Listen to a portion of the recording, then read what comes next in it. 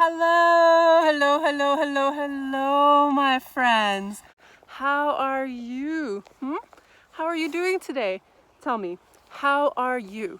So today, I'm going to take you on a bit of a scavenger hunt. Thank you, Brandy, for the suggestion.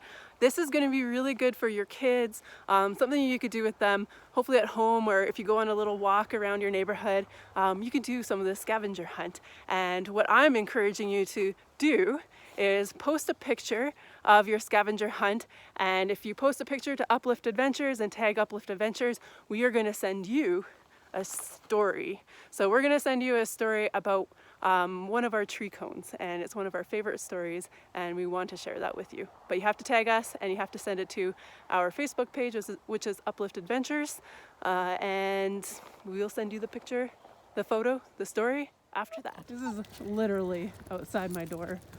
2 houses down, I should say. Hello, guys. So the scavenger hunt that we're going to do today is you are going to look for a cone, whether that's in your backyard or on the hike and walk you do around your house. Look for a cone and see if you can identify that cone based on what it looks like. So I'm going to give you 3 options today of cones, and if you can see a cone of that, then that's great. But sometimes there are cones in the neighborhood, especially if you're around your house, that aren't native to this area. And native means that it grew here naturally without being imported from another area. So we do have ornamental coniferous trees in Crowsnest Pass, and they have their own cones. We kind of categorize trees into 2 categories, at least in Canada.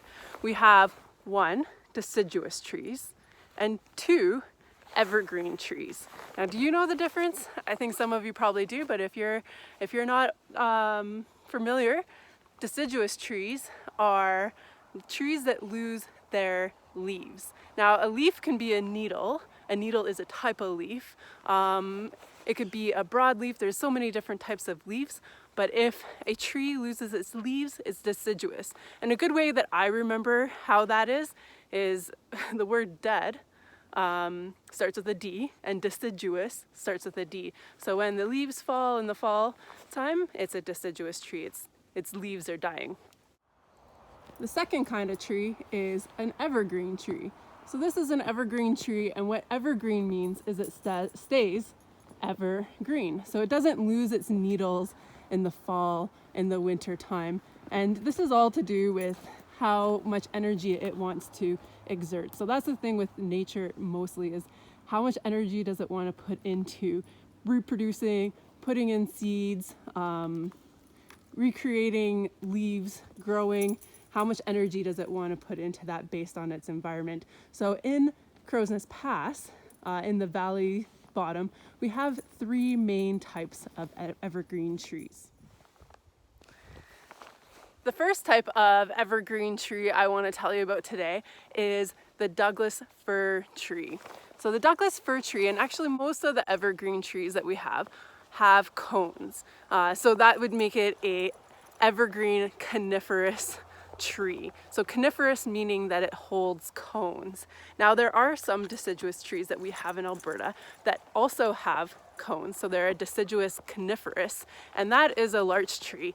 And they are really, really great. We have 3 different types of larches in Alberta, and they're unique because they lose their needles in the fall. They turn that beautiful golden color, and they also have cones. They're bearing cones, so they're coniferous. Now the trees we're going to look at today are all evergreen coniferous trees. The first one I said was going to be a Douglas fir. I'm looking at a Douglas fir cone here. Now I know it's a Douglas fir cone because it has these tails. The scientific term for it is called a bract, B-R-A-C-T. Now you have scales, that's a part of the cone too, so these have scales. And then inside the cone is where you'll find the seed of the cone. If you've ever seen a pile of little scales on the ground, that's a squirrel nibbling away at eating the seeds and then disposing of the scales, and that's called a squirrel mitten, M-I-D-D-E-N,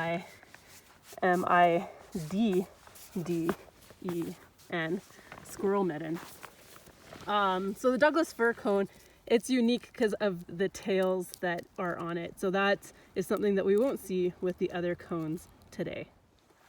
I'm now standing beside a spruce tree, and it looks very similar to the Douglas fir in terms of its needles and the way it's placed on the tree. It is slightly different, but it looks very, very similar. So the easiest way I can tell the difference between a spruce and a fir by its needles is first I touch it and it's like, ow, ow. That hurts. Because it's sharp. So spruce is sharp. And also when you take a needle off of the branch, let me see if I could grab one here. Take a needle off, which I just did, and now I'm rolling it between my fingers. And I can roll it. So an easy way to remember it is square. It's rollable, but technically it's not actually square. It's a triangle, but for simplicity and a good way to remember it is you can roll it in between your fingers. So we just say square. So spruce, sharp, and square, and that's a spruce tree. All right, and this is the cone of the white spruce tree. So it's a little bit different than the Douglas fir. You can see it doesn't have those bracts. It's pretty together, like pretty tight right now. I mean, sometimes it will open up, so it looks a little bit different, but right now it's closed. And it doesn't have those big long bracts that the Douglas fir cone has. I'll show you the difference because I did see a Doug fir cone here. So you can see this one's a Douglas fir and then this one's a spruce cone. So you can see the difference between those two cones. It's very easy, and I cheat all the time. I look at the ground and I see what cone is on the ground, and that's how I figure out what tree is above me. Walking along Miner's Path today, I do offer an interpretive trip with this one, so that's very involved. We learn a lot about the history along this trail as we're doing this one, and that's usually paired with brunch or dinner. So depending on the time of year, we do a wine and dine, or we do a brunch and hike, brunch and snowshoe.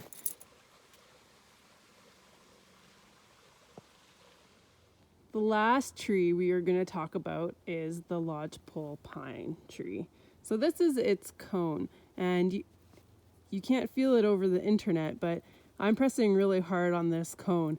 It is feels bomb-proof. Like it's super hard.